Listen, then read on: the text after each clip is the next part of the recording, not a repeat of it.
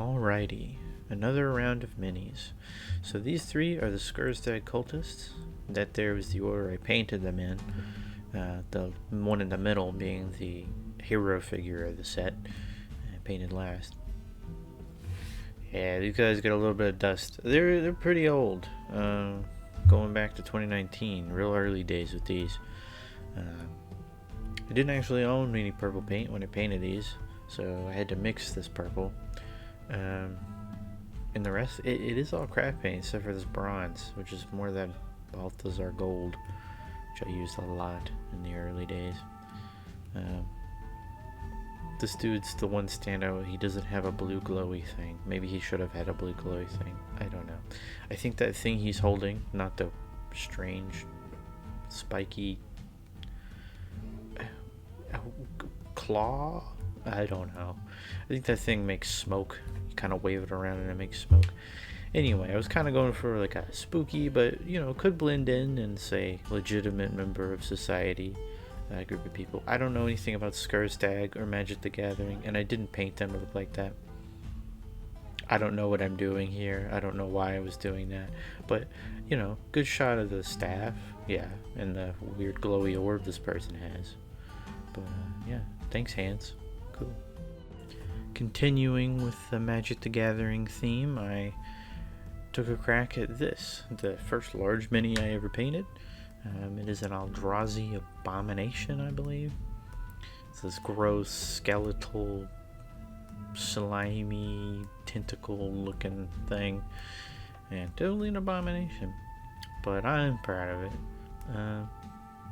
Simple colors, just shading from blue to red with these neon green pustules, which I individually painted.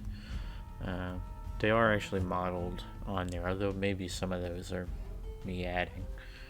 I think it turned out pretty well, and I color matched it with its little minions. They will come up in a second.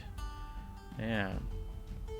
And these little itty bitty little tentacle things. I had this ivory bone shell painted, and then I added some brown wash to it and gave it that sort of gross weathered look.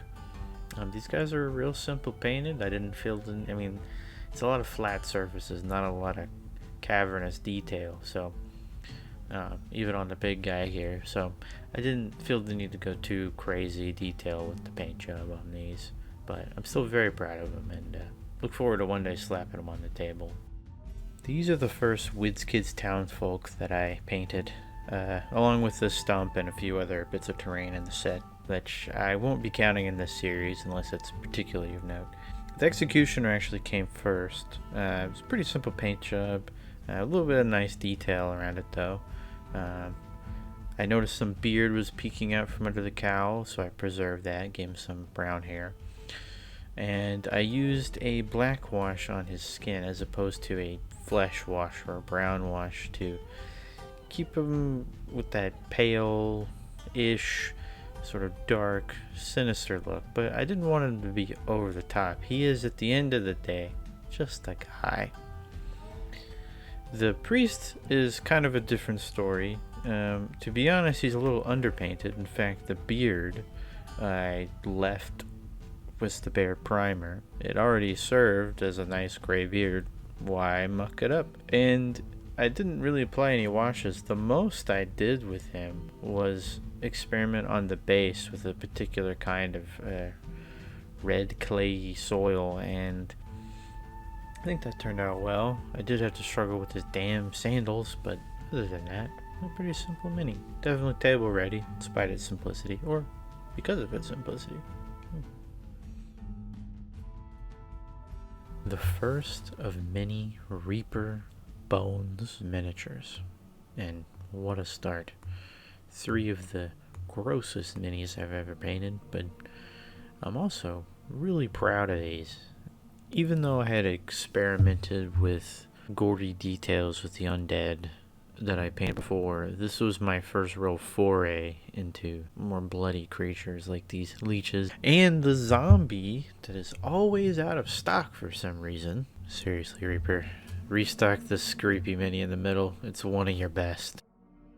I actually intended to use these leeches for a home game that I DM'd, but never actually had the chance to. Still, they were a lot of fun to paint. Make sure to get a little bit of blood detail on the leeches' mouths, and really gloss up the base here with a bit of Nuln Oil gloss. It really made them look slimy and like they would come right out of a swamp. Leeches and worms and things really geeked me out, so painting these was a process, but I was able to have fun with it and play around with the light blood details and the gloss finish to really achieve a horrifying and beautiful set of foes to encounter. This goofy goober is the BONESACK from Reaper Miniatures. Definitely the cause of the content warning I had to put in front. A disgusting creature. Excellent model though. Painted it up to look like a freshly turned undead. I went with warm skin tone instead of greens and grays. I went through many revisions with the painting of the inside of that. It's pretty messed up looking. Especially since the inside of that maw is full of these little teeth that I actually left unpainted. I did paint blood on the hands, claws here though, so it could be either ripping its mouth open or tearing into someone. It did come with a base, although I didn't glue it to it because it was pretty oversized, to be honest. But yeah, so I can't put this on the table until I have a proper base for it, but yikes. Once it's on the table, I expect my players to really want to avoid getting grappled by this dude. Breaking them out of their Chessex cases are a couple of WizKids werewolves. Werewolves like this are pretty simple to paint, only requiring a couple of colors to get table ready, although you can have a little bit of fun with it. I took the time to paint the little claws on the hands and feet here. I didn't base him because this base that it came on was already pretty established. I really like the stance of this guy, and of this pair, I think he's my favorite of the two. Taking inspiration from a certain creepy clown, this guy has a bloody arm and a bloody base and bloody hands and some blood in his teeth. A bit gratuitous, but a lot of fun to paint. These next three minis are Elven Rangers from the Arena of the Planeswalker set. Painted them up in 3 styles: spring, summer, and fall. There was no winter, but one of the Planeswalker sets did come with some human rangers that would definitely fit in a winter setting. Not too much to say except that the fall one gives me Scarlet Witch vibes for some reason. Maybe it's the red vest. This next mini is actually the second largest, actually the tallest mini I've ever painted up to this point. It's also a big mistake, or rather I made a big mistake while doing it. This is the mini that's an example of what happens when you overwash something. See, back in this early day, I thought washes equal good, or looks good.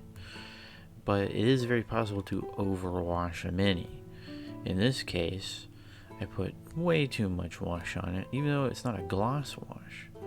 It makes this guy look wet and shiny when he really shouldn't.